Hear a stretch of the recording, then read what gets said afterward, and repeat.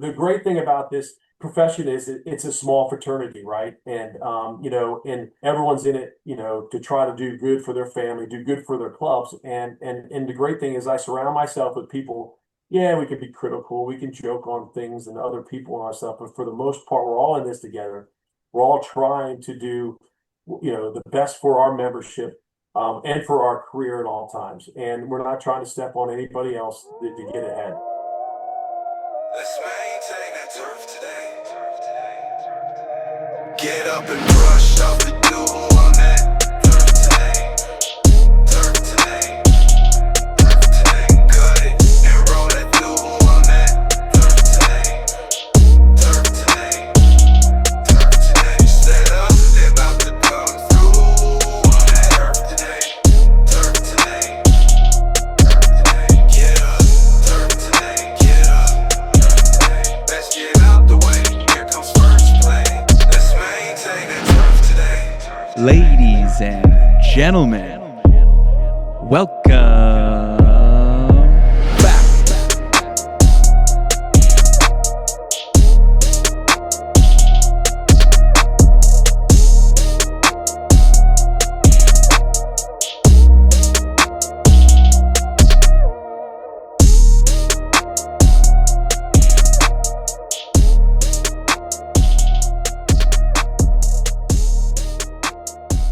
What's going on, everybody? Welcome back to Turf Today, recorded on the Superintendent Network and proudly brought to you by Toro. I'm Adam, joined always by Brian, and on today's episode, we head out to the historic Robert Trent Jones Golf Club to chat with Scotty Furlong, a golf course superintendent with a real passion for the game and a life beyond the course. Scotty's not just a turf guy, he's a dad, he's a coach, he's a teacher, somebody who leads by example both on and off the course. In our talk today, we chat about building strong teams, creating a balance in a demanding industry, and the lessons he's learned along the way. Whether you're running a crew or raising a family, Scott drops some great advice that'll definitely stick with you. So let's get into this thing. Good morning. How are you? Good, buddy. How are you? Not too bad. Yeah, busy morning out at the course.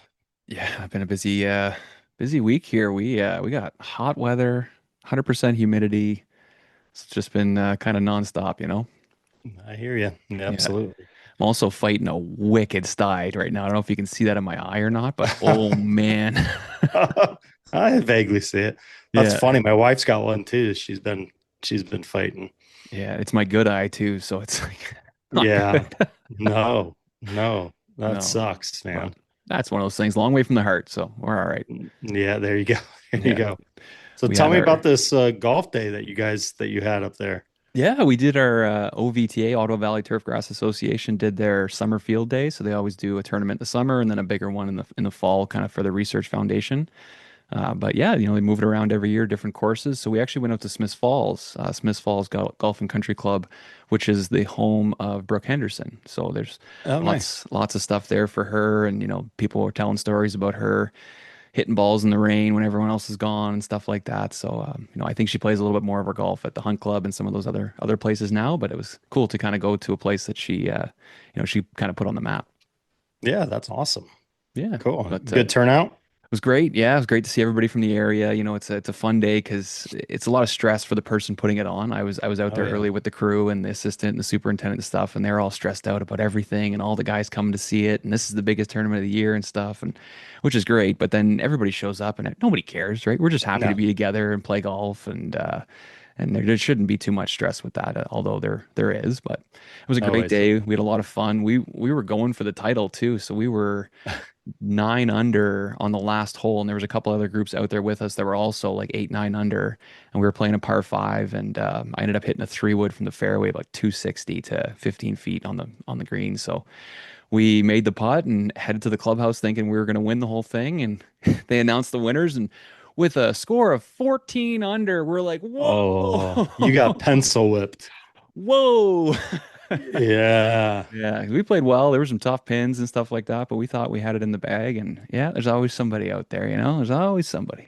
It's crazy how low some of these scores get in scrambles. They're fun though. I love scrambles. Oh, I'd almost prefer great. playing a scramble than playing my own ball these days. Yeah, no, there's no pressure, So lots much, of fun, yeah, and everybody's picking each other up, playing from the whites, so we're just bombing the ball all over the course and stuff. Like yeah, just a great day to see everybody kind of reset, talk about things. We talked to some suppliers about different things, and got to talk to some different superintendents I haven't seen in a while. So it's those events are so great, and yeah. sometimes they charge a lot for them because you get a lot out of it, and you're providing to the association, so it can be a little expensive. But reach out to your golf course and see if they'll help you with things like that. Because if it's a money thing or if it's an availability thing, your course should help you get to those things because it's such good education and such good networking for your own course. No, absolutely. It's the best thing around for networking on a local basis. I mean, that's yeah, a lot of great relationships formed at local chapter events. Yeah, yeah, and like I'd say it was the first time I went to something like this. There's always Yeah. 5 or 6 people that'll talk to you about Turf Today and the show and stuff like that, but I had a lot of people coming up to me, thanking us for putting the show on, talking about how you've changed the show a lot, how there's a lot more education on the show with the USGA stuff, Ask the Agronomist, all the advice we hear from the turf professionals and superintendents and stuff. So sometimes I feel like, is this really going to make it? Do we keep working at this? Is this going? And then when you have a day like that and you hear all those comments, it's like, okay, we're doing what we should be doing and we just got to keep it going. So it's a very motivating days to have. Yeah, absolutely. Yeah, it's always a great reminder when you get out and talk to people and hear some of the feedback from those out there in the field. So good. Glad you had a good day. So in other golf news though, what's your I want to hear your comments on that big golf fight that happened with that NHL enforcer How that took that guy incredible down. was that? How incredible was that? I was on a plane when I was watching it, so I didn't get to have the audio on, but good God. Incredible. So we've always been taught to leave the big boys alone.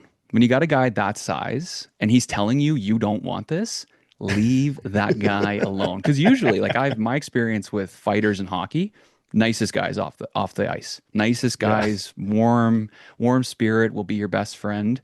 But when they snap and things go south, get the fuck out of the way. Like that he picked that guy up and threw him like it was a bag of ice. Like he was trying to crack a bag of ice on the ground. Like that guy slid into the water. I think my favorite line though was when he first pushed him into the pond and this buddy in the background yells, "Off to a great start, buddy." I need to watch it again with the audio. Oh my gosh, man, it's incredible. And then I guess he posted a selfie like 2 days ago and he sent it to all his buddies and he's like, "Oh, just a little black eye, no big deal." It's like Yeah, right, you right. got handled on the golf course, friend. Yeah. But yeah, lots of comments up here just about it being like that's a Canadian fight. Nobody else gets involved. It's just the two guys, the other friends being like, "No, he's leave him alone," and all that stuff. Like, it was a very polite fight because it could have gone south. Oh, it's funny. When selecting golf course maintenance equipment, reliability is essential. That's why Toro products are the choice of golf courses around the world. They know they can count on Toro mowers, utility vehicles, and more to work. They also know they can rely on Toro for the innovations and engineering that blend high productivity with a beautiful course appearance. For products that get the job done, visit toro.com/golf. Always solving, always evolving. Well, welcome to the show, Scott. Appreciate you joining us. Absolutely. Thanks for having me. Yeah, long time coming. I think I asked you 2 years ago when we first met. You were kind of like, "What do you do? What is this show? What's going on?" So, Well, even my wife knows about this site on Instagram. I mean, she even knows about you guys, which is funny. So she always shows That's me all awesome. your videos that you guys do. I'm not a big social media guy. I try my best with Twitter. Instagram's kind of confusing for me, but my kids like it, and my one son's in the business, so he's all over this website as well. So. oh, Well, that's that's awesome. awesome. Well, I know Scott, when we met a couple years ago in Orlando, that was my first time going to the GCSAA, and Turf Today was very new, so it was kind of like, what's this going to be like? What's the reception going to kind of be like to what I'm doing? And it was minimal. There weren't a lot of people talking about it or asking about it, and I was feeling a little unmotivated. And I spent 2 days with you on the golf course, 2 rounds, and it was two of the greatest days of my life, man. Like those rounds of golf, I learned so much. I was so motivated to get to meet a high-end superintendent and talk about, big golf courses in the States and internships and all the different things. And I remember going home being so, so motivated. So from us, from all this community and everything, thank you so much for that, Scott, because it's really pulled it along. And then now we have you on the show. So I'm very grateful to get to talk to you today. Well, that means a lot. I didn't know I had that impact. That's great. I'm passionate about this industry. I'm getting up there in age, but I wish I still was, 35 years old because I think our best days are coming. So I love it. I love meeting people, and it was a great round with you. Good 2 rounds with you. It was fun. So Scott, for those of our listeners and viewers that aren't familiar with you, if you could go ahead and just give us a brief introduction of yourself, that'd be great. Yeah, so actually, it's funny. In the last year since Soaring Cup, I've never done a podcast, and now I think this is my third or fourth. I can't remember how many. It's getting Making popular. the media rounds now. I guess so. I guess so. And no You one's need an watching. agent? No one's watching though. I don't. No one tells me like, "Hey, I saw it." Hopefully now people will see it. But I started I started my career as a teacher. My whole family, and I've said this before. I grew up in a family of teachers. My mother was a teacher. My family's, my mother's side of the family was all teachers. So every Thanksgiving we're talking about teaching. So I felt like, hey, that's what I got to do. I got to get into teaching. So that's what I started with.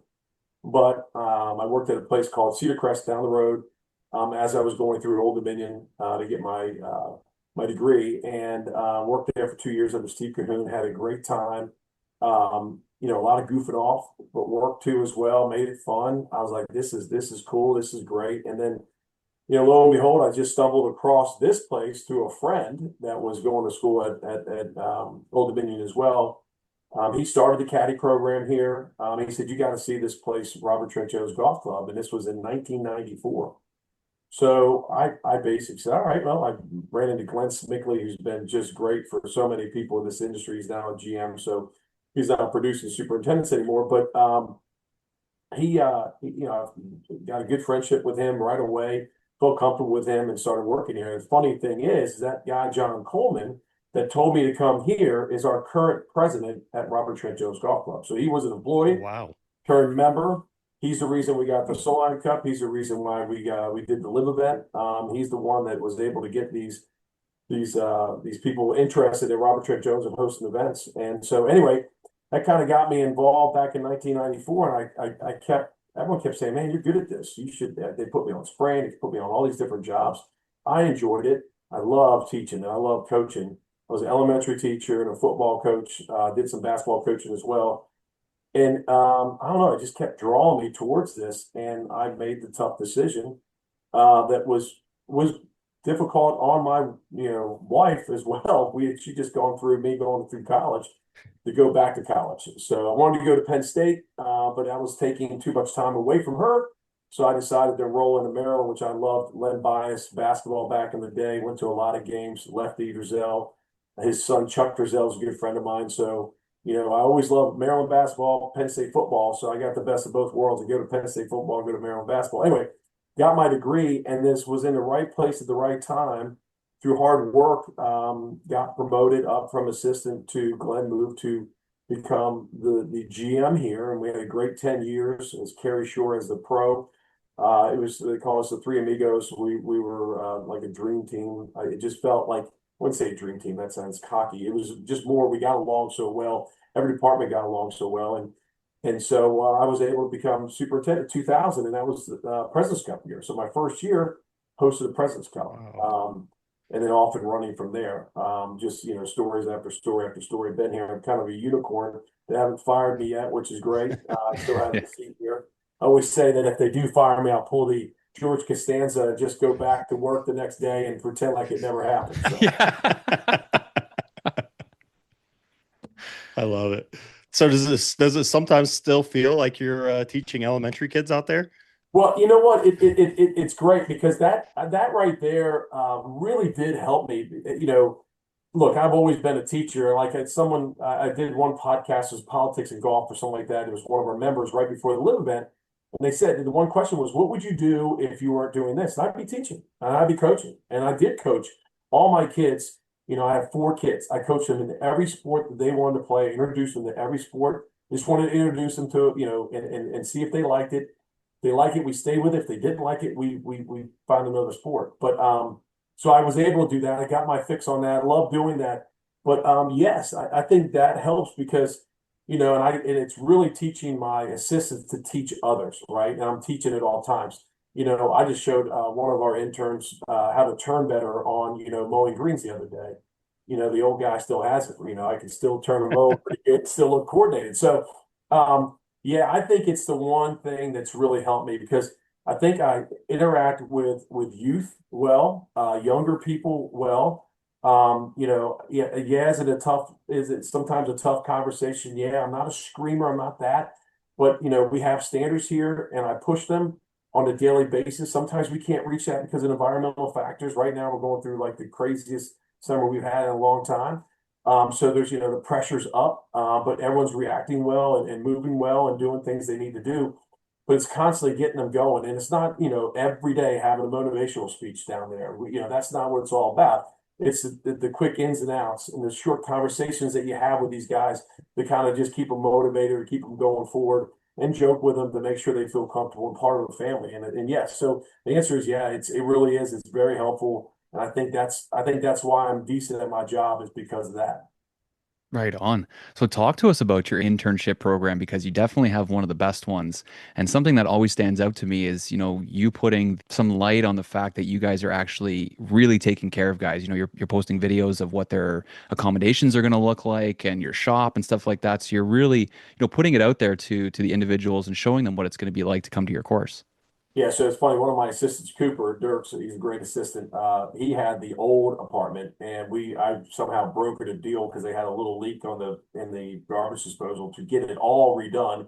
He's like, "Good Lord!" I mean, he lived like in a really not rat infested, apartment to now this beautiful apartment, and we invested the money, and that's the video on there. I had fun with my wife and my daughter, who's an interior designer to create what we have there and a comfortable environment, because a lot of these people are coming here.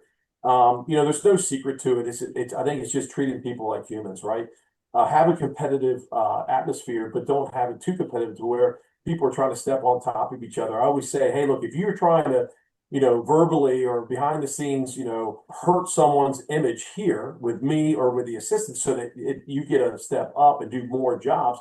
I said, you're going to get the exact opposite out of me. We're not here to test people, to expose people, to see how bad they are. We're here to help people and teach people so that they feel more confident going forward. That's what I preach. That's the first conversation I have with them here. Talk about the importance. Yeah, we're not the Augustas of the world. We're not the Seminoles. We're not at Oakmont, but we're a really, really high-end golf club that has high standards with a great membership, with a lot of who's who that are members at all those clubs. And we have a big property. Okay. So how do we get through a tough summer? I always tell them that, the summers here in DC, no offense to anybody anywhere else, because they have their own struggles and those are their struggles.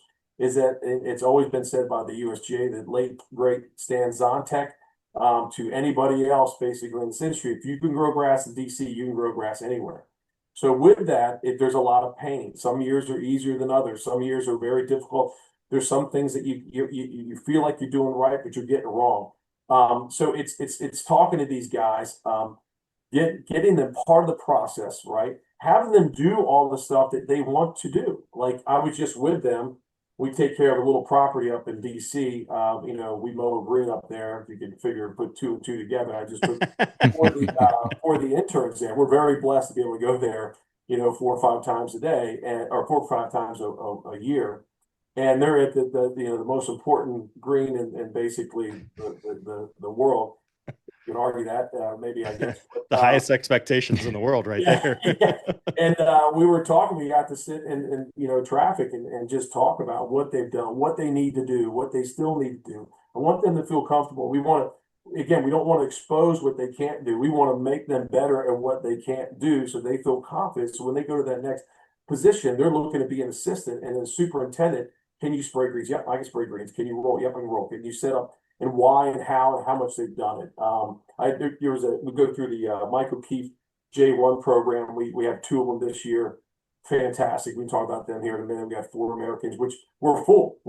It's been very difficult. A lot of people are spending a lot of money on recruiting, and flying people in and doing interviews, and we're trying not to do that. I mean, we want to get 4 of the good people, or I would say 4 to 6, the best people we can find. But anyway, a few years back, had a guy that was from Ireland that it was a rainy day. He was coming. I was in writing on the board, what we're going to spray for the next day. And he comes in and said, "Hey, I just want to let you know, I don't need to spray.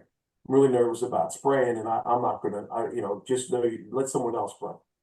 I said, "Listen, that's nice that you said that, and I thank you for saying that, but you're going to be on the sprayer until you feel comfortable. And I'll walk you through that and make sure that you feel comfortable. I know that you don't want to mess things up." This was before GPS.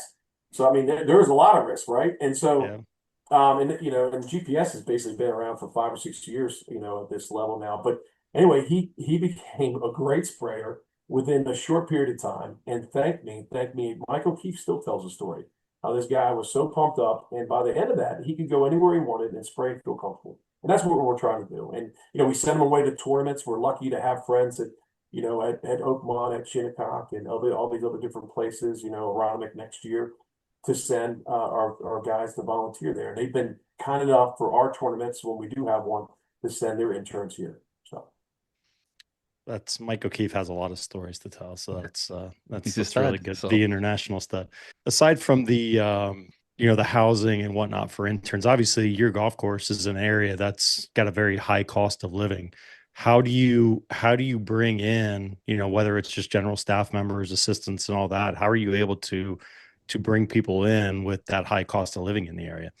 yeah, so and this is recession proof to some degree, because we got a lot of government employees here. So, even the housing, fall, hurt us, but didn't hurt us as much as other places. So we're very fortunate there. So right now we have intern housing we pay for 6 months out of the year. It stays vacant. I mean, it literally stays vacant. There's talk about maybe buying something at some point, but the club has supported this internship, whether we have pro interns or turf interns. They've supported it. We put it in the budget a long time ago, and it's been able. And you know what? It's a 3 bedroom, so sometimes they're bunking up together. Not everyone has their own room. We have no on housing, on campus housing here, unfortunately. The assistants, 3 years ago, I think we got the note and rental lease for a house, so that and it's affordable. So we found a good place. We put 5 to 6 guys in there, where it's 3 assistant pros and 3 assistant superintendents. That's turned out to be a nice little bachelor pad for those guys. They've really enjoyed it. Yeah, there's no fun going on over there. They're having a great time. And we're talked about, with the GM, I've talked about reducing that even more to make it even more affordable. So just to give you an idea, right now they're paying about $600 a month, and they got a beautiful 5-acre property, everything they want. We're trying to reduce that even more, and they're short one person. So if they had another person, it'd be around $500 a month. So we're hoping to get it down to 350, 400. So it makes it even easier. And what that allows is what I'm looking for, and hopefully we get the guys through the farm system, which is our internship. That's what we want. That we're more successful when we do that, and every club is, right? Because they know me, they know the club, they know everything, they know what to expect, they know what to make me happy, make the club happy. And sometimes we don't do that because we have all these J1s that go back home and we can't get them over here. So we've struggled there, but this allows them to not have to look for anything, and they can just jump right in. We got a spot. Here you go. We have a bed for you. Everything's furnished, and that solves the assistance. Now, as far as local labor, it's virtually impossible. We recruit. We put out ads. We do everything, and we have to, because we're on the H-2B program. And so I've been on the H-2B program since 2005. We haven't gotten them a few years. And by the way, you feel like you're going to get fired at any moment because you just can't get the jobs done. We've had to use outside contractors to rate bunkers. I step it up even more. No one's going to believe this on this telecast here, but I mow. I had to mow and had to do whatever it took to get us, to the finish line. But so I have H-2B, and I have some green cards. They've gone back because they've been frustrated with the H-2B and gotten some green cards. So I now have 3, maybe 4 next year. So we have that crew is around 20 to 24, depending on who comes, who does it. Right, this year we have 22. And then, we have our interns, which we really recruit, and we got 2 from Roy Georgetown this year with Granger, which is great. We got one from Delaware Valley, which is our first, and he's a Philly boy, and oh my God, he just doesn't shut up about Philadelphia. And I'm a Redskins fan. Well, I'm sorry, kid. Redskins fan. I'm a Redskins fan and hate everything Philly. Um, and then we have two J1s, but that helps with Michael Keefe. And then we have our full-time guys. We that are local and we really do go down to the skeleton crew during the summer. We are with two mechanics, three assistants, myself, and laborers or just staff, full-time staff. We're at like 11, 12 during the winter. So we go to a skeleton crew and really can't do much December, January, February. But our H2Bs guys get here in sometime in March and we're off and running. So we got to back up a little bit here. You were talking about a pretty famous green in the States. Are you able to dig into that a little bit? Tell us any funny stories? nah, I can't. I Leave that wish one. can't do that. It's a famous green. I haven't said anything to get me in trouble, so because I get in trouble, but there is a green there, and it's a cool place to showcase your interns and bring in there. So it's really cool. You would think with some of those connections, you'd be at like 40 H2Bs. You should always be full with H2Bs. So you mentioned kind of your staff setup. Do you then kind of default to all full-time people versus bringing in some part-timers over the summer? Are you just not able to bring in part-timers? So the part timers I bring, get minus the H2B guys, Yeah. right? We get a few high school kids, college kids, local kids, and for a while there, I would never turn anybody away. I was coach, so I mean, at one point we didn't have our H2B. I had 17 or 18 kids working here, high school kids that I all coached. I knew every one of them. I knew their families. And it was a disaster because they were kids. They just Yeah. opened carts nonstop, doing donuts on the phone all the time. It was a mess, but they got us through the year. They raked bunkers and they mowed greens. And if we didn't have them, we couldn't have got through that year without the H2B. So we've tried to flip the H2B. I don't want to because these guys have been with me for so long.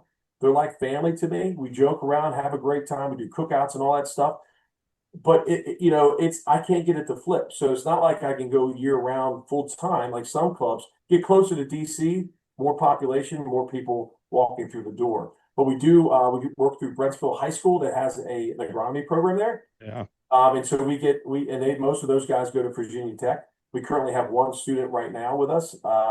He's 16, I think.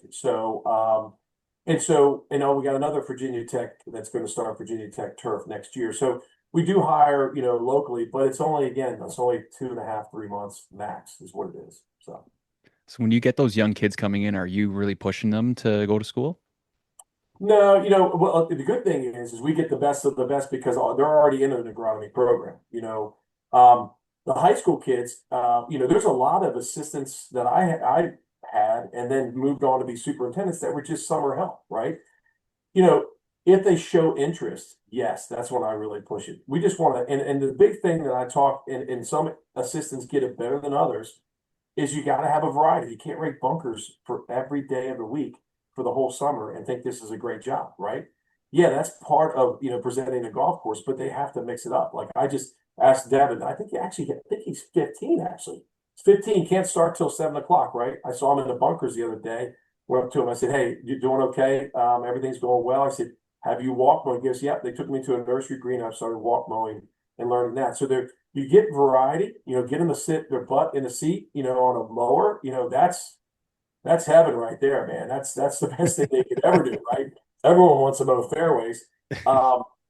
But yeah, and if you can do that, then you can keep a kid, and that's how I got involved, right? That's how most of us got involved. You just didn't go in there one day and say, "All right, well, I want to be a golf course superintendent," because you worked on the golf course, you enjoyed being outside, you enjoyed the challenges of why is this dying, why does this look good, or the greens are super quick or super slow. What's this, and then all the different things around it and the science behind it, you sort of start falling in love with, and that's what it takes. I mean, this is, and I don't think there might be good superintendents that just said, "Hey, I haven't worked on a golf course. Let's go and figure out and be a superintendent." There's not many of them. They all have to work on a golf course and see what it's like. Because, by the way, there's a lot of people say you have to go through so much sweat and hard work to get there. And it's not for everyone. It really isn't.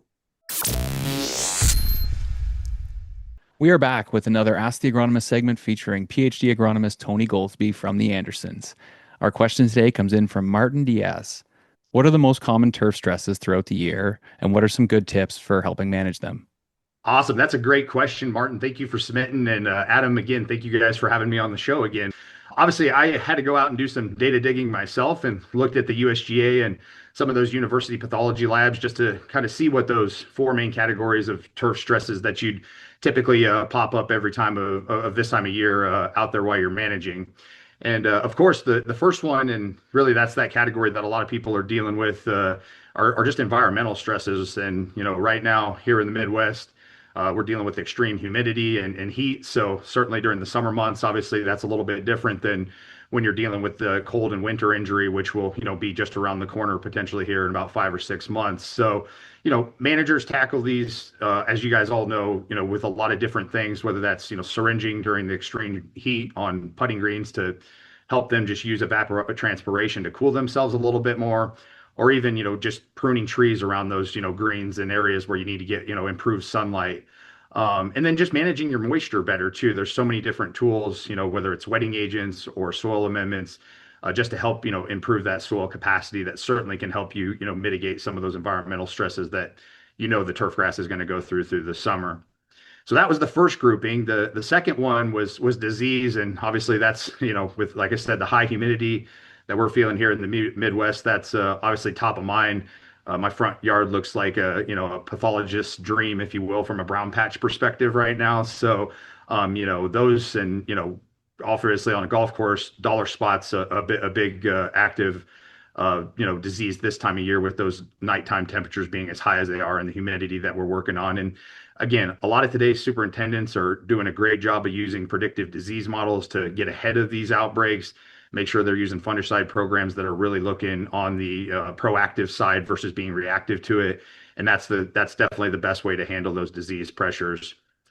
Then if you look at the third grouping, kind of, again, another pestilence group, if you will, insects and nematodes this time of year are definitely something to consider, depending on where your area of location is. And then, another one that we really think about a lot here, especially like in the Kansas City, Midwest area this year, time of year, is the white grubs. And for us, typically the one that does the most damage is the southern mass chafer. And oddly enough, it's kind of that third instar. And typically it comes late August, a little bit later in the summer. And, you've thought, hey, I put down my, imidacloprid application back in, June, and maybe even a Celeprint a little bit earlier. And, how am I getting insecticide damage? But they come so late. It's just something that you really got to consider when you're picking an active ingredient to make sure that you're going to get coverage, the whole duration of when that insect may potentially be active.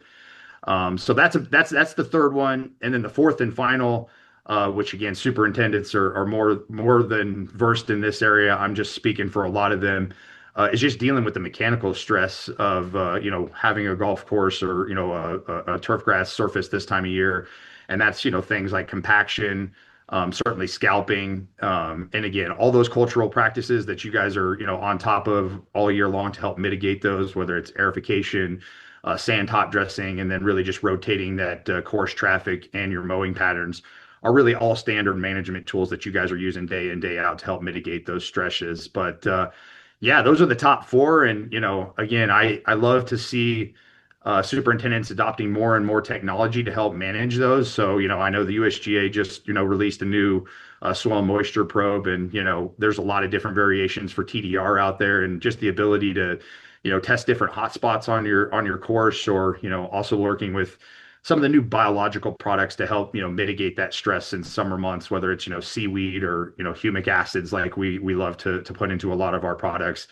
Those are all the things that I think as a turf manager, you got to think about implementing during these hot summer months. So, yeah, that's a long and great meaty question, and certainly, one that I love diving into a little bit this week, Adam. Great tips, Tony. That's awesome. And we're very happy to have you here on the show. This wraps up another Ask the Agronomist segment featuring Dr. Tony Goldsby from the Andersons. You mentioned earlier about training your assistants to teach the staff members coming in. How critical, or how do you go about instilling, as Jocko Willink likes to call it, the decentralized command. You can only manage 6 to 10 people, and you've got a staff of, whatever, 30, 40 people out there. What's that process of, or how do you go about, or how important is that decentralized command to make sure that your assistants can then manage all the other pieces out on the property?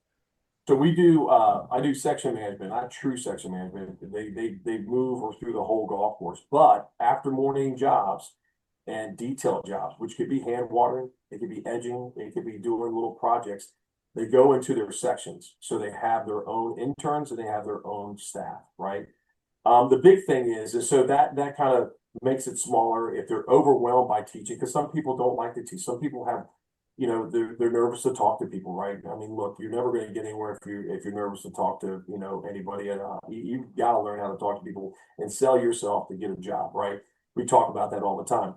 But I always also tell the assistants are in the room, the interns are in the room, and I go through the process and said, look, you as interns are learning, and you should be shadowing and asking questions and doing all this stuff to become them. That's what you're working on becoming. I said, the assistants are trying to watch what I do what I do, think like I do, predict the future, when the disease outbreak might be, or when we might start, having to hand water, when we might need to punt and raise heights, all those things. You got to start forecasting and guessing. You got this sixth sense that happens all the time. And then I said, and they're also trying, what the big goal is as a superintendent, is I am trying to think like a golfer. What does a golfer want to look at? What does a golfer want to play? How does a golfer want the presentation to be every day? Is every rope line that we have to protect something crooked? Or does someone that was the last man standing going through, we call it last man standing, is he checking all that stuff? I mean, I got a radio I just had turned up, unfortunately, sorry about that, and turn it down. I'm on that thing all the time, like, hey, this rope line is not straight. This is not straight. So what does the golfer want to see? And the first golfer wants to see the purest golf course, the best lines, the best rate bunkers that you can present. Everything else gets boogered up after that, right? There's people that step on rope lines, people that don't care. But we keep checking that through the day. But the goal is, and I said from all the way from the intern, is if you start thinking like a golfer, what does a golfer want to look at? Okay, let's say you have a damaged area on the green. Okay, do we put the pin there on the damage area on the green, or do we just push it to the other side because then it presents better and they don't see that damage area? We just talked about this morning. We're going through tons of moss right now because it's been raining nonstop. I mean, I don't think you can get rid of moss. We've sprayed Quicksilver all the time. It's there forever, it seems like. Well, we got a spot on number 6. It looks like it's dead now, turned black, but it's going to turn green again. We don't keep on it. And it looks kind of thin over there, but it's moss. The putt's fine. It's not a divot. It's nothing back there.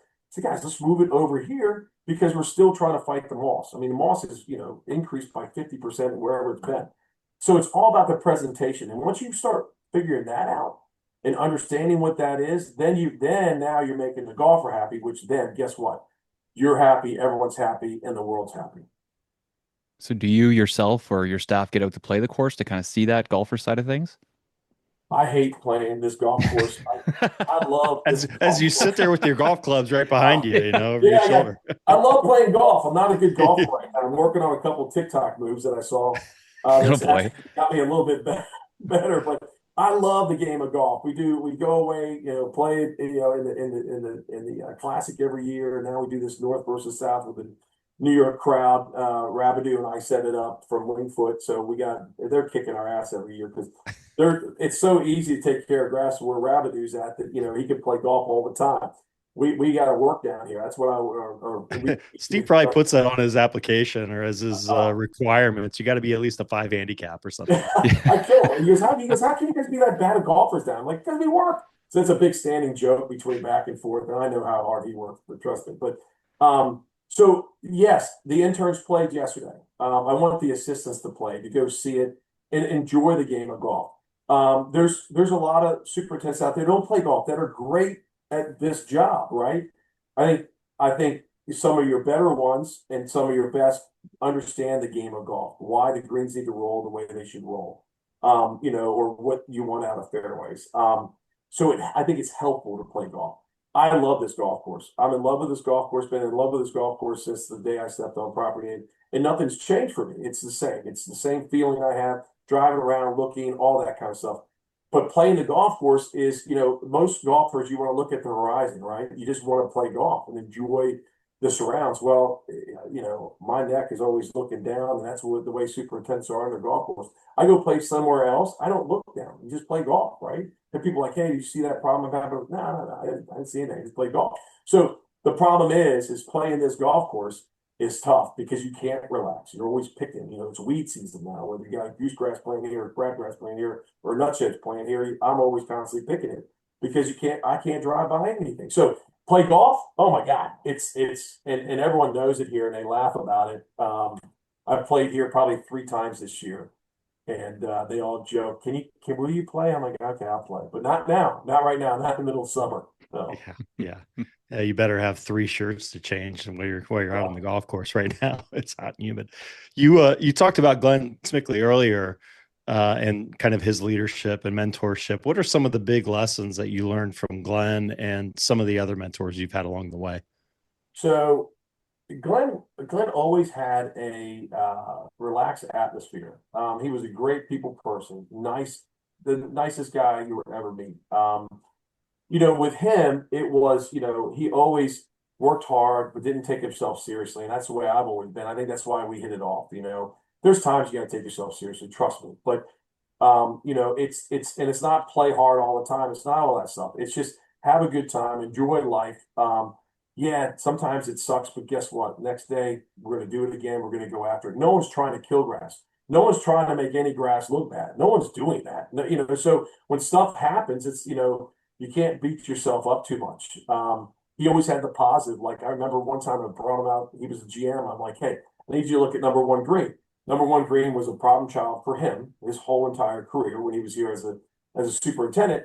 And we go out there, and he's got this high pitchy voice. I don't know if you ever met him, but he's like, I go, this thing's starting to thin, and he goes, it's nothing. I mean, this thing's almost been dead before, and I wouldn't worry about it. Why would you worry about this right now? So it was kind of a laugh. Just don't worry about it. Everything's okay. And he was right.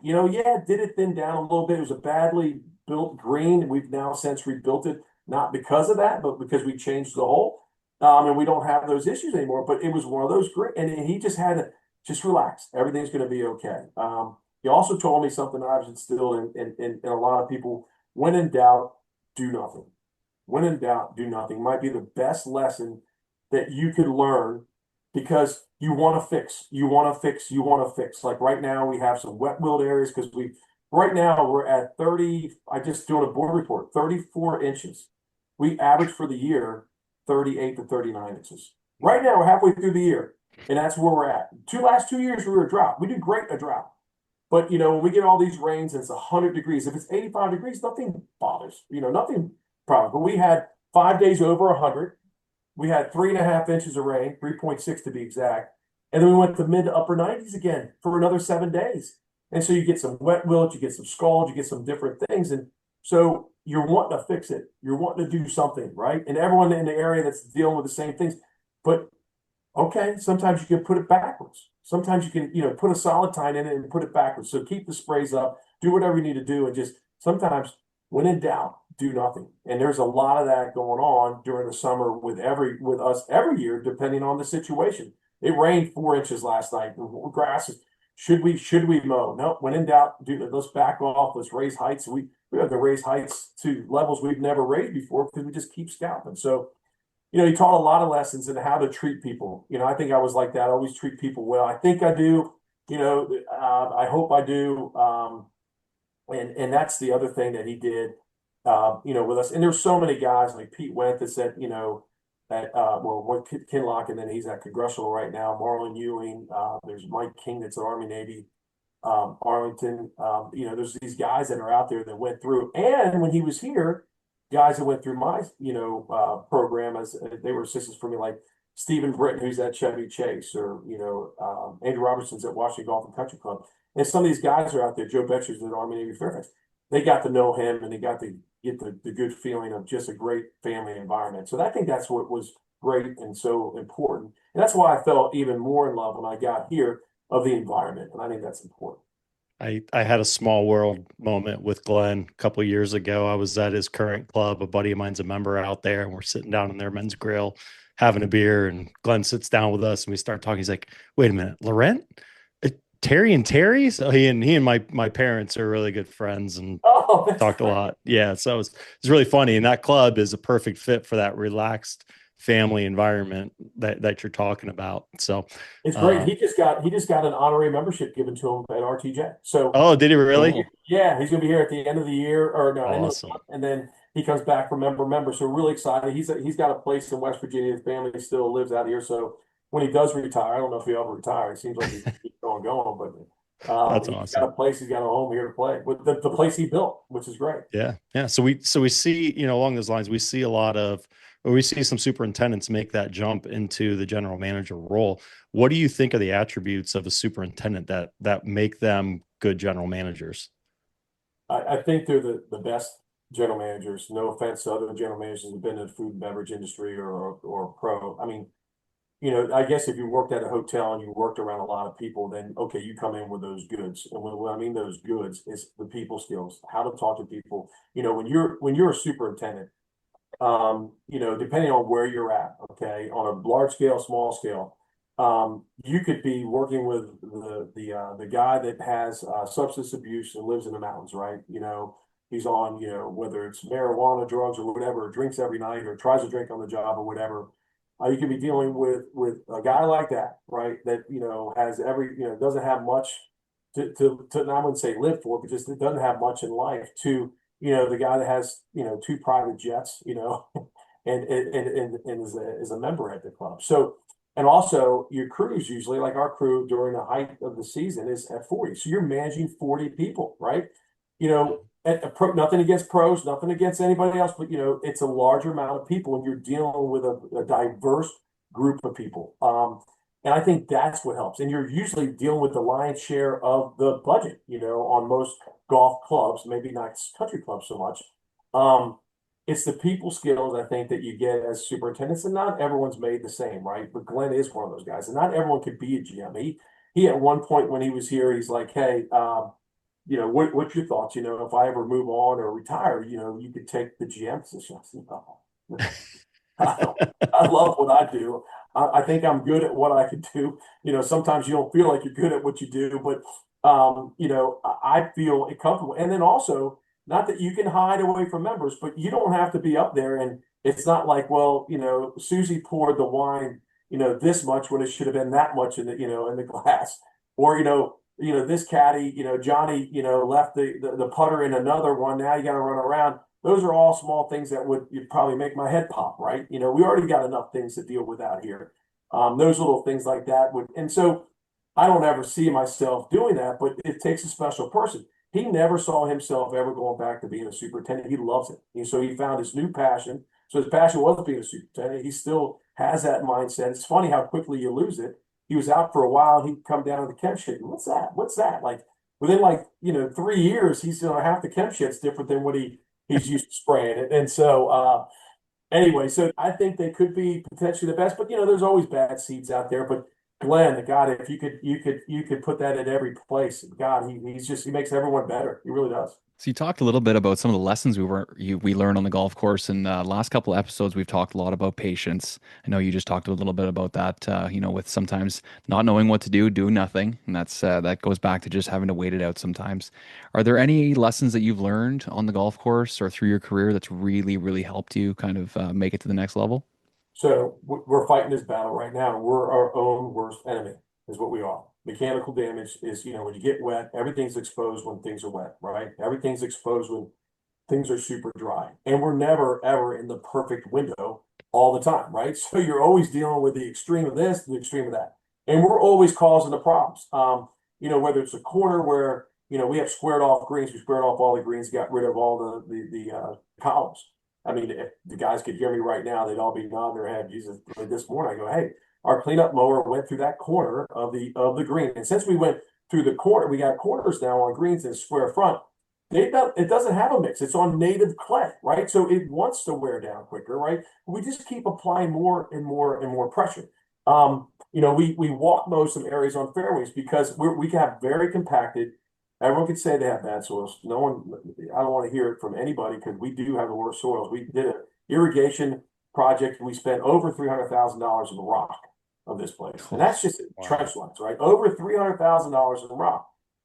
Anytime you try to dig in, you're going straight through rock, hard rock, shale, whatever it might be. So I'm constantly putting rocks in the back because they're just popping up everywhere. And you can find it, next to a fairway, a rock. You need dynamite to get it out. So our soils are bad, heavy clay. So, you have to be careful and, in some of these areas. So we start early in the season, walk mowing some, tight bunker areas near on fairways just to try to reduce our mechanical damage. I mean, we've damaged turf trying to just mow grass during wet weather. So the lessons are, and I've said this, hurt it in the spring, suffer through the summer.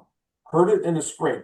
Okay, it's okay to have wilt. We don't get scared of wilt. Okay, we get scared of hard wilt. If you have hard wilt, which I don't know if you guys know what hard wilt is, I'm sure you do. When it turns black or it turns like a purple that doesn't react to water, does not react at all to water, that means you smoked it, and that means it's gone. And now it will come back. It will take a couple weeks or whatever. Then it's got to use all its carbohydrate reserves, all its sugars to grow that. So what does that do? That reduces your roots. So now your root system goes from here to here. And now, if you do that in May, which sometimes it happens, we go crazy. We don't even turn the water on. We can go to 3 on the TDR or pogo, right? Wow. But there's a level that you can't go too far. You get up to the 90s, that's when all those 3s start wilting quick. Anyway, with that being said, is you hurt it then, you're going to struggle all through summer. And I teach that, preach that. We still do it every year. We still go to hard wilt. How do we miss that? How do we miss that? Not on a large scale. So those are, I think, the keys is setting yourself up. And then once you get through the summer and you limp through, I always say, well, it's always May through the middle of September. Everyone thinks you get through August, you're good. It's the middle of September before things just don't want to wilt. It's one of those things that, if you don't get to it in an hour, it's going to be dead. Once you get to September 15th, if you don't get to it within the next 2 days, then it might be dead. So there's the pace doesn't need to be the same, and you can let it go for a little bit longer and enhance playability. Folks, before we go any further, we have to talk to you about Flash Weather AI, the ultimate tool for precision weather forecasting on the golf course. Flash Weather AI gives you hyper-local alerts, pinpoint radar, and real-time lightning tracking so you can make smarter, faster decisions when it matters most. No more guessing when the storms are coming. Know exactly what's happening over your property, down to the minute. Trusted by turf professionals across the country. Try it for free at flashweather.ai and take control of your weather game. Something else you need to try out right now is Apex 10 by Green Nature. The product is flying off the shelves, especially with the promo they have going on right now. Buy 2 cases, get 1 free. It's easy as this. Head over to greennature.life, go to the shop, add 2 to your cart, and they're going to send you 3 of them. It's perfect. For more information, you can also follow them on Instagram at Apex10Life. So how much have you seen that shift? I mean, I was just kind of in your neck of the woods earlier this week, and I think I was talking to a guy who said it was mid-October last year until they, could really see that shift. Are you seeing things move back a little bit more? No, so for us, it really does. There's more people that lose grass in September sometimes than all of summer. They let their guard down. They let their guard down. And I preach it. You talk about how you keep managing. Preach it, preach it, preach it. Say it, say it, say it. And sometimes, I'd say, I always say the definition of insanity is saying the same thing over and over and over on the radio, and no one does it, right? I mean, that's a problem, right? So, or doing the same thing, expecting different results. We all know that saying, but it's usually right around 50 now. Back in 2018, we got hit with some tropical depressions, and we got gray leaf spot in our ryegrass, wow. which, by the way, I want to get rid of all ryegrass and go to HGT, which I've been working with since 2014. And the HGT bluegrass doesn't have a blemish on it. Anything that we have rye out there during that heat just checked out. Not all, but a lot of low-lying areas. But that was almost till October. That year was almost till October before we got out of the woods. It was weird. The whole month of September was like as hot and humid as this. And we just cut out the gray leaf spot, moved on, everything was good. We really didn't go through much of a hiccup. But for the most part, it always is that 15th that it seems, it's not that day, but somewhere around Sure. there. It's just the nighttime temps get a little bit cooler, and dry conditions are never really good too, by the way. When you have no roots and you get that beautiful day when you walk outside, you say, "Oh my God, this is a gorgeous day." Turf's going to heat up in August. It's going to heat up in the middle of September or beginning of September till you get to those lower sun angles. The further you get away from, June 21st, the longest day of the year, is the better it gets. Awesome. Well, I wanted to ask you, Scott, busy job, busy guy. You guys have a lot going on. You don't seem like somebody who snaps when something goes wrong, but we all get frustrated. We all get to our breaking points. What do you do when you get to that point where you feel like you've had enough? So my assistants have heard it before. I always start with "I love you," and I always end with "I love you." I love you guys, right? But it goes back to what I said. I asked this to happen because we're fearful of damage, right? And it's not getting done. And I understand that, oh, we just missed it one time. No, no, no, no, no. You miss it one time, two times. There's a result that can happen, cause and effect that happens later on. So I'm trying to guard against what I know is right because I know this golf course, right? I'm around this golf course every day. So it's bringing them in and trying to teach them what I want, what we need. I always say to them, I know what good looks like. I know what good looks like. I don't want to be good. I want to be great. And I don't want you guys to be good. I want you to be great. So we have to go through these hardships of what it might be. Like, look, we got some damaged turf out there. I've been very honest about it. Is everyone calling, the papers and saying, no, it's just some swales and some uglies here and there from environmental conditions that we couldn't control. And that's what I told the guy. I said, we can't control that. Control what we can control, right? Control, that is, not mowing over a spot that's starting to thin. Let's bump away from that, cover that with a board or whatever it might be so we're not stepping on it. Stop applying pressure to the same spots that are struggling.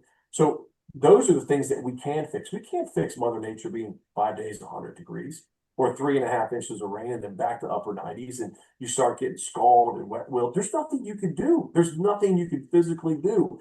You could sit there and cry if you want to, but that's not going to help either. So, but I don't take it. I don't have a dog that I kick. I have two dogs. I do have two dogs, but I don't kick them. I don't go home and yell at the wife. I do get frustrated. There's no time. I'm not. There's no doubt about that. There's times where I've snapped. I got a few friends that see me snap at other things besides work. But I don't snap. It's not an ugly. It's not a good looking thing when I do snap. But it's very rare that I do snap. I'm always trying to take a deep breath. The other thing that I do, and I did this with sports when I was coaching, you get a parent request or a parent thing or a kid or whatever it is. The 24-hour rule. I live by that 24-hour rule. If it's got to be addressed right away, it's got to be addressed right away. I'll give you an example. We one of my assistants went to a concert the night before. This is a long time ago. He went in the morning. I go in the morning. I kind of on weekends dip in and out. I live 5 miles away, so I can just jump back here. So I'm like, I can't get in touch with him. I don't know what's going on. I have no idea what's going on. So I come back out here and we're lit up like a Christmas tree. So I start turning on heads. I got the hose. I'm watering. And finally, he comes in, right? He'd fallen asleep because he'd been out late the night before for a concert. He came in my office as I was running something on the computer, getting ready to go back out. And he comes in and I go, hey. And he goes, hey. And I go, oh, let's not talk. Let's not talk. I got it under control. Go home. Just go home. Go home. I don't want to talk. Well, no, I want to. Nope. I'm going to say the wrong thing. You might say the wrong thing. Let's just give it till tomorrow. Let's not. And it was the best thing for us. I love the guy to death. It was the best thing for us. He obviously knew he messed up. Okay. I was ready to literally kick in a door, beat someone up, do whatever, before he got here.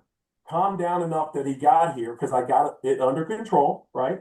And then made the smart decision to say, let's wait till talk to tomorrow. And that is the one thing I think that helps. If you don't react immediately, right? And I do, trust me, we do.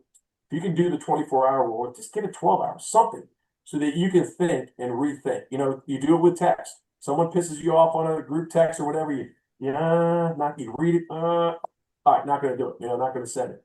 24-hour rule, I think it works with sports, works with teaching, and works in any industry out there. That is huge. That's a great rule.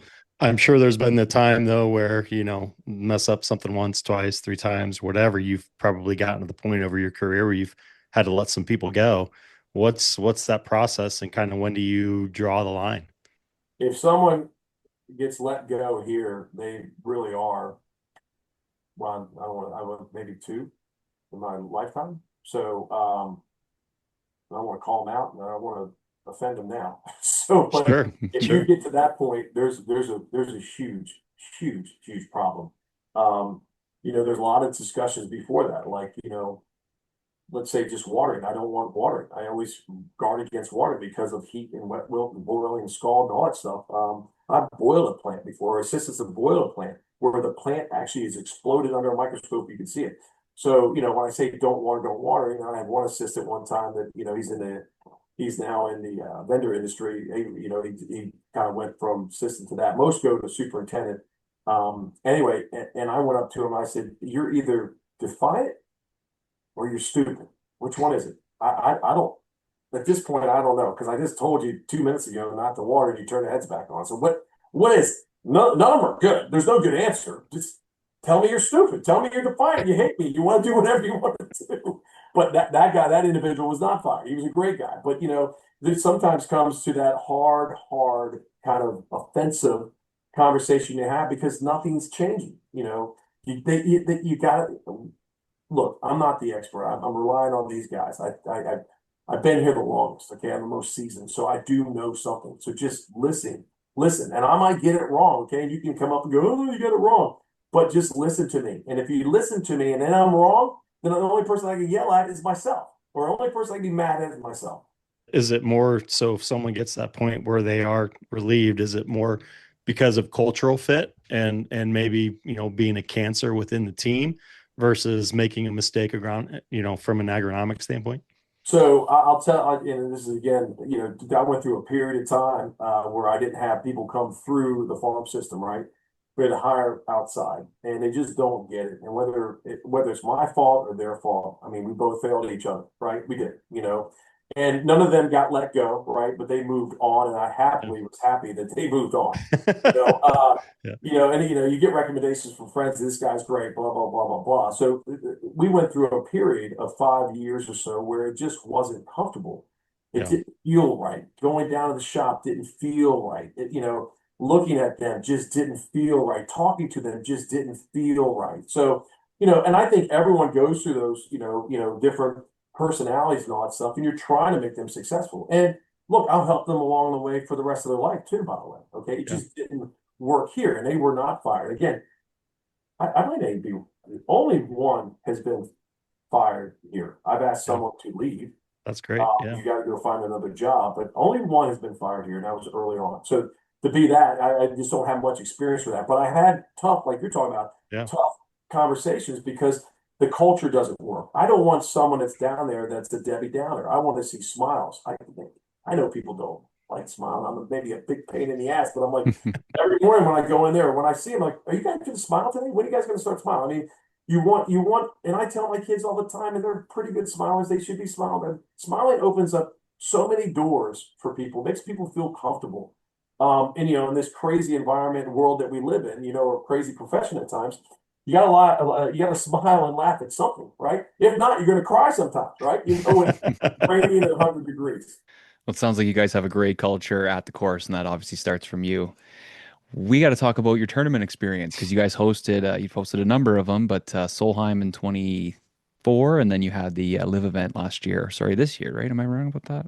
This year, yeah. Yeah, it was Live Virginia 2025. So what changes for you guys when you host a big tournament? Do you bring in a lot of extra people, or are you really beefing up? How's that look?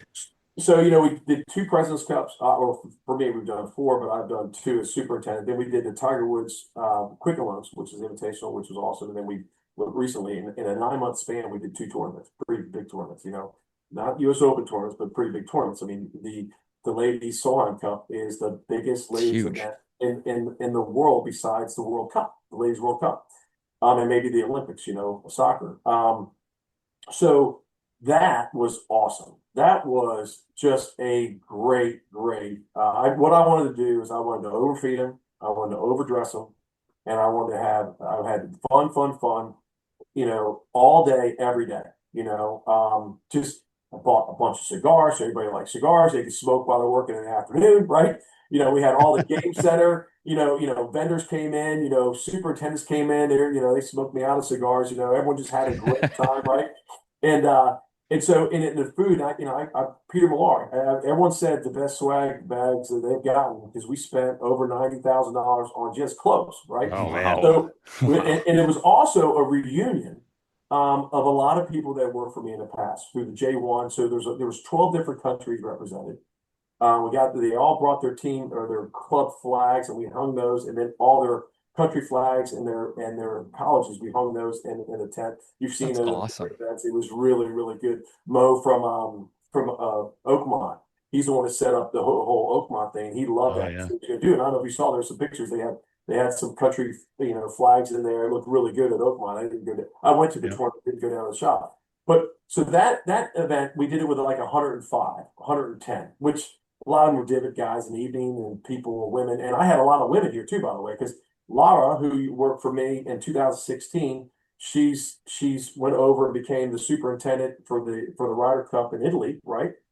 Marco Simone. And I went over to see her after the Solheim Cup. So I was over in Europe for 10 days, did the Solheim Cup, observation, with board members, and then went over there and helped her out, doing some stuff. I put those pictures, I think I did on TurfNet, or not TurfNet, Twitter. Anyway, so a lot of people from over there got an intern last year from that experience there. So a lot of people came over, 12 different countries represented. A lot of people that worked for me in the past came back, which was awesome. A lot of people that had worked for me in the past sent their assistants or their interns over. So there was this big relationship, great times. I even danced to a song in the bunker because they made me. All the Spaniards did that. So it was I gotta great. find video of that. Yeah, Well, definitely. so I think I put it on Twitter. Oh, beautiful. And so it was great. And look, I don't care about embarrassing myself. I stopped caring a long time ago. So that was awesome. That was great. Great weather, great everything. The only thing they talk about is the bus screw up on Friday. That wasn't us. Okay. Sorry. That wasn't us. That we had nothing to do with that. Besides that, everything was just great, great, great. It was a great tournament. And the ladies were awesome. And Stacey Lewis talked to us how she wanted to set up. Everyone wants to go quick green speeds, quick green speeds. Well, and we are usually quick. She explained why. I didn't have an ego. She wants to win this thing. She won the thing. And we did exactly what she told us to do and asked us to do. And she wanted 12 in a step. Give her 12 in a step every day. It was what she wanted. And she was thankful afterwards. So that event was just awesome, right? Great feeling. And then we heard rumors. Well, I was involved in a lot too about Liv. And, Liv is polarizing, right? I always felt, and I said this to the powers that be that were talking to them, that I really feel that we should have been the first Liv event. That was Liv, branded Liv plus 18 holes. They don't want to get rid of Liv. All right, so they're not going and they want 54 holes, 54 Liv. So Liv plus 18 holes and do a 72-hole event. Brilliant. Brilliant. They should have listened to me, but they didn't. And that's okay. But we hosted that. Now I didn't know what that was going to be like going into it. You're all of a sudden you're considered evil, because you're doing a Liv event. I mean, come on. We're all human beings. We're all golfers. You got some of the best golfers in the world in that event. Yeah, is it different with the shotgun? Well, guess what? The shotgun was awesome for us, and but in the music, I love playing with music. You know that. I love playing with music, but in the broadcast, I'm not, don't care for it too much. So anyway, I didn't know what it was going to be like. Work with Par Five. That's the managing company that did all the setup and all this stuff. They were great. The Live people were great. So, and I hope that because we are a golf course that's hosted some major stuff, the first four Presidents Cups, the Quicken Loans, PJ Tour stop, Metal Play stop, and then the Solheim Cup, that hopefully everyone says, all right, it's not afraid of it, and say, all right, let's do this. I'd do it again. I thought it was great. The people we work with are great. They're not bad people. I don't, everyone wants to joke about it. I saw something on Instagram. It went viral because we had to pop a bubble. I had to pop a bubble, and it looked like I was just pointy, but I had just popped a bubble when they put it on Instagram and Twitter and all that other stuff. But someone says, "Oh, shocker! It's a live event." The Saudis. This is normal for them to have a deer run across. We had a deer run across the green, and almost took out a guy, which would have been awesome if that. Oh boy, Yeah, that would have been a good clip. Oh, that would have been awesome. But it's like everyone's got an opinion because everyone, these people just they sit in their room and all they want to do is just criticize people all the time, and they no one can say anything to them because they're sitting in their room, doing nothing. But it was awesome. The one thing I learned out of that with Live is I try to do it with less because I thought we could do it with less, and we did fine. We did it with about 50, works crew of about 40, mid-season, and we weren't quite 40. And I got a couple volunteers, which was great. Assistants that I have, friends I have, they came and we had just a great time. But I think we need to do it with an extra, I think 75 is probably the number to make it a little bit easier. But, I got to host a tournament in the perfect time of the year to host a tournament. All the other tournaments I've ever hosted, you have to get through the summer. Right now, if we had a tournament in September, I'd be white knuckle with a wet will, and a few swales that we have, and like, because you got to get through the summer, right? You got to get through all that stuff. Where we hosted the Quicken Loans ended August 2nd. So this was the first time we had a tournament when grass wants to live, right? It was awesome. So, we looked good, we presented well. That's important. The membership, for the most part, was very happy. I mean, I would say the majority was. They were proud of the golf course, and that's what makes me the most proud. Is if they are proud of their golf course that they own. God, so I was going to ask if there were any big differences between hosting, a major tour event versus a live event. So yeah, there is. There's not the early mornings, right? Because when you have a split tee time from 1 and 10, and it starts at 7, or let's say 6:30 during the middle of summer, you got to start at 4:30. So we started later, which was good. No one likes to work in the dark. Everything bad happens in the dark. We all know that. Every superintendent, I don't care how many lights you put on it. You don't see everything. So we were able to do that. The tee times were, I think, I can't remember if it's 8 or 8:30 for practice rounds. The one thing that was really different was the social media aspect, the influencers. There were so many influencers out there that actually, were on the golf course all day long. They were doing different, they did. I don't know if you saw the Instagram. They played the long par 5, the fastest they ever have. They had a guy in the fairway, guy in the approach. Oh, that was cool. That Yeah, you was saw it. really So cool. Yeah. they had a lot of that, which was cool that we had to work around. So that was, at first I was like, what are we doing here? Why are we working around some guy that's on social media? Well, actually ended up being really cool. The duels match that they did, there was great commentary there. So that was different. And then the shotgun was cool. I mean, like, you literally could get everything done and don't need the big crowd of 100 volunteers or 100 people to get it done. So, and I think they do it cool. I've heard about it.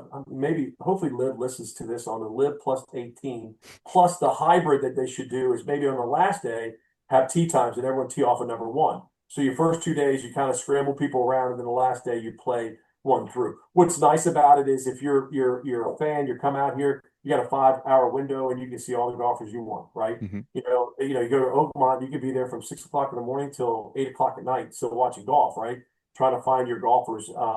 It does condense that, but everybody was great. It was a great atmosphere. Everyone was happy. It was a little bit younger crowd, yeah. Everyone thinks that everyone's wearing cut off, wife beater shirts and a hat backwards and jeans everywhere. That's not the case. It's a golf crowd. It's a younger golf crowd. But everyone's having a great time, and everyone in the area that went to it, and your friends and people I didn't know to members were really surprised how awesome it was and how good of a time they had. So GM may not be in your future, but it sounds like tournament director might be Potentially. a path there. Potentially. So what about the Tiger Woods Invitational? Did you get to meet the big cat? So during I got to meet all those guys during President's Cup. I got to meet him. I did not meet him. I said hello to him real quick at the Tiger Woods Invitational. Met other guys. Ricky Fowler ran into him and then ran him in Congressional afterwards. He loved the place.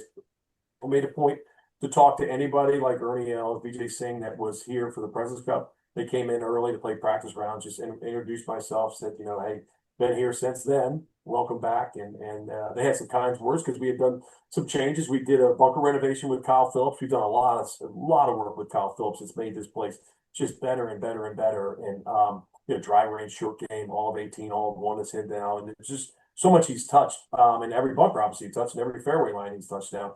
So and them really liking it. Like I think VJ said the mistake on the lake is what he said in 94 or 96 or something like that. I probably don't want to bring that up again and make that newsworthy, but it was bold, and there was just some stuff that had to be changed, right? And nothing just wasn't someone's cup of tea, right?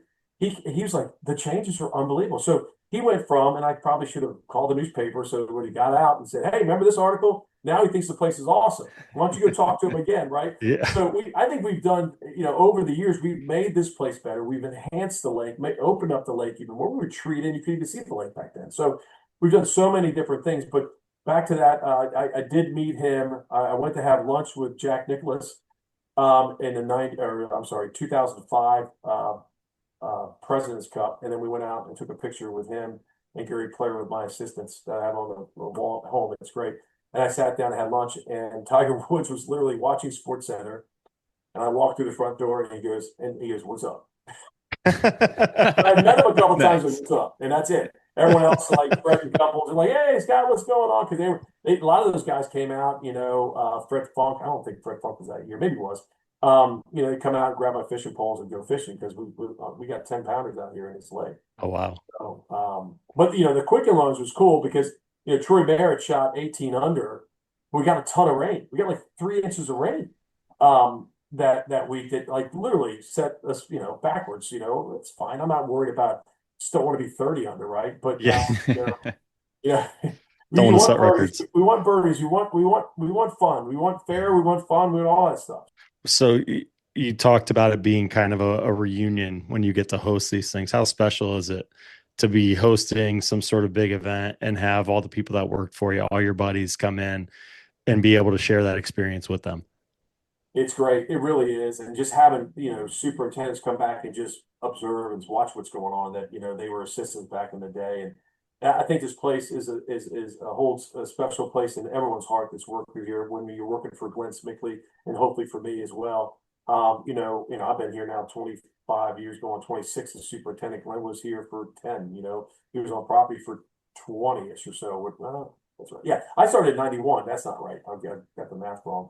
But I started here in 94. I've been here 31 years. So I've seen so many people come and go, so many people have babies, right? Have families, and just, I'm so proud of them, what they've turned out to be. But for them to come back and see the place that they worked at and, struggled at, was sweating at times, went through difficult times, went through the glory, went through all the different stuff, the good times. It's so cool to see. And, that So-On Cup was awesome. So if we ever did a live event, I don't know what's going to happen in the future. Maybe we're the black sheep now. I hope we're not. I hope we can do other tournaments.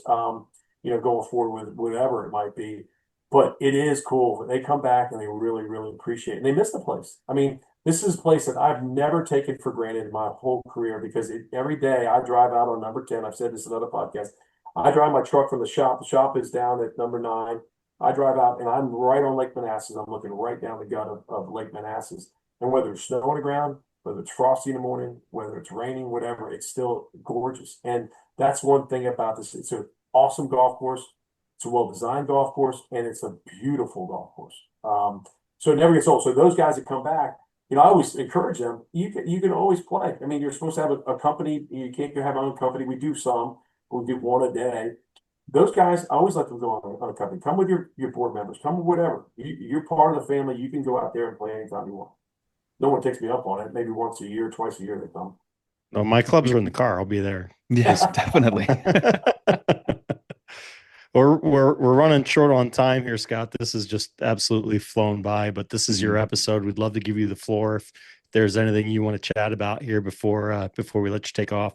I could rant. I can get pissed off about all the Bermuda kill that everyone had in the whole area this year. But no, I don't have much to say. I mean, if I didn't say it already, the great thing about this profession is it's a small fraternity, right? And and everyone's in it, to try to do good for their family, do good for their clubs. And the great thing is I surround myself with people.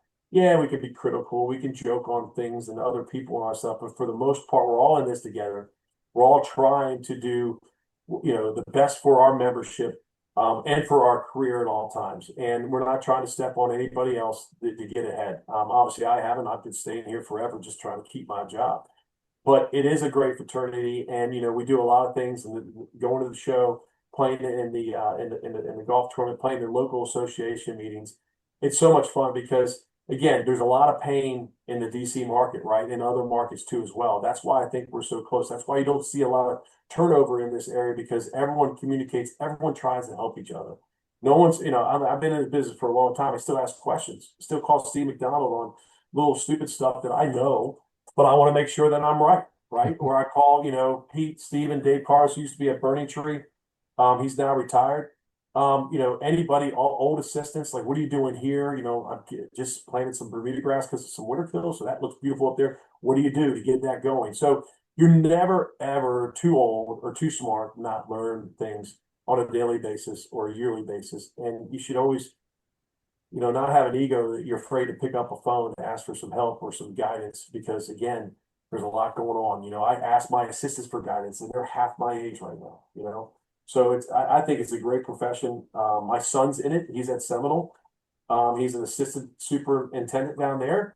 I hope he does well, and I hope that more people get into it because it is a great and it's a rewarding when you get it right. There's nothing better. I mean, I guess it's better if you're hitting the last shot, a free throw in a basketball game where you're a rock star, on the stage, singing whatever, like Jimmy Buffett singing Margaritaville, whatever. All that stuff is great. I mean, I know we don't have the crowd cheering, but they're cheering for you when you get it right and you're producing something at a high level, or you get on TV. You're lucky enough to host a tournament. I've been very blessed. I've been very blessed. I mean, I guess I did the right things in the right place at the right time to get what I got and to be able to host tournaments as many as I have and to get that to go on TV and get a call from, even the live event, PJ Tour official. I guess I'm careful, but, watch to see what our TJ looked like.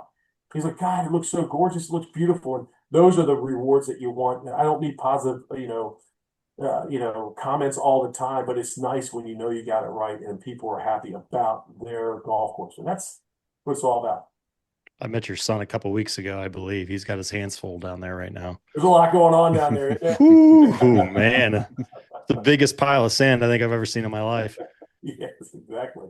Well, this has been phenomenal, Scott. So much great advice, and you're definitely somebody that we've really been looking forward to having on. So we can't thank you enough for doing this. Yeah, this has been great, Scott. Thank you so much. We really appreciate your time. Thanks, guys. I appreciate it. It was awesome. Thanks for having me on. Appreciate all this. Yeah, Yeah, of absolutely. course. We'll have to connect again back in Orlando this year. I actually just got this yesterday. Just finally came in Orlando 2023, the old silver plate. What is it? From 2023 just came in? Yeah, I know. I got my 2024 before you. Well, make sure you guys email me so I have all your contacts. I have yours. Adam, I want to make sure I got yours. Just send me your email so I got all that contact so I can put you in my phone. So, Sounds all right. great. Okay, we'll do. All right, guys. Thanks, man. I appreciate everything. All right, take care, Scotty. See you, man. Bye. See you. That was I know great. Darren was always the first white whale, but Scotty was always a guy that's like, we got to get him on. I had so Yeah. much fun with him. And he kept it pretty reserved too. We're like, get him out on the golf course. That's a different guy. Yeah. I haven't had much interaction with them, so that was awesome to spend some time chatting with him. That was a phenomenal interview. So I mean, again, we keep talking about it, some of these interviews where you just blank and an hour's up. It's like, man, that was certainly the case. There were so many. I know on his questionnaire, he talked about pranks and all sorts of stuff. We weren't even able to really dive into that much. So No, yeah. no, that was good. Yeah. And I apologize. I didn't give you the opportunity to ask any of those last questions. I just saw we were like 11:01. I'm like, oh, hey. Yeah, no, it's all good. I got to get some work done as well. And then I got to take my son to the F1 movie here at 12:45. Oh, I heard it's Yeah. so good. I heard it's Yeah. so good. Yeah. I have to. Yeah, I was supposed to take him last night, but I didn't get home until about a little before 8:00, and they didn't have any movie times after that. So take him to a little matinee, 20%. There you go. Yeah. That'll be fun. That'll be Yeah, fun. absolutely. We got Absolutely. bringing Will to the course tomorrow. I think we're Nice. 7 Saturdays in a row now. He's come with me.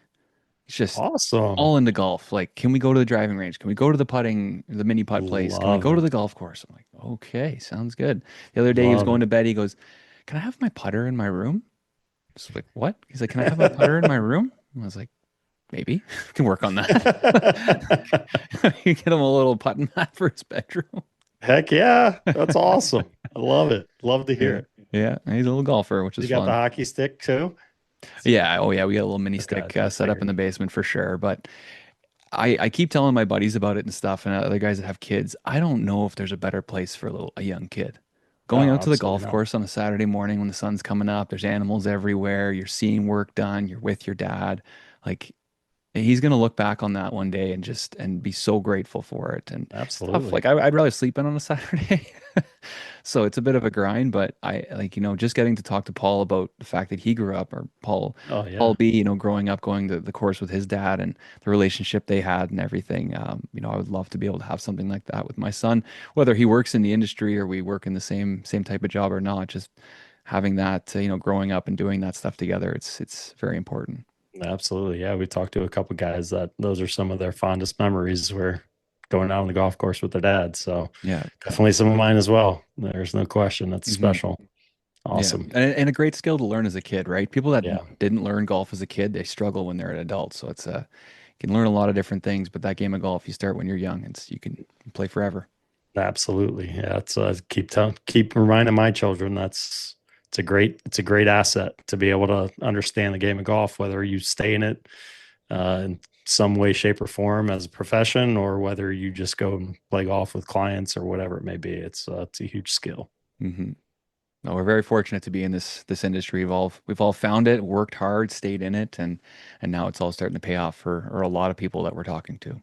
Yeah, absolutely. It'd be cool to do a father-son episode at some point. Heck yeah, it Bring them would. on together, two guys that are Yeah, working in it. Yeah, that'd be cool. that would be neat, Mhm. especially if they were working together. Yeah, yeah, definitely. Yeah. I wonder if that even exists right now. Superintendent assistant combo, father-son. It does. I'm trying to think. I mean, I know Chad's son, Drew, he wasn't an assistant, but he was an intern with them for several years. Hmm. Um, and yeah, there are definitely some. I mean, I know Fort Wayne Country Club, the Shallow were superintendent assistant, and then when the older one retired, Junior came Yeah, in and took took over. over. So yeah, yeah, Nice. yeah. That would be fun. That's going to do it for us for this week. We will be back next week with another great one. Thank you so much to Scott Furlong, everybody that works on this show, and all of our sponsors. And of course, to you, the listeners, thank you so much for everything that you guys do for us and everything you do to continue this show down the fairway, right down the pipe. We've been having a lot of fun, and we are not taking our foot off the gas. See you guys next week. Keep those reels sharp.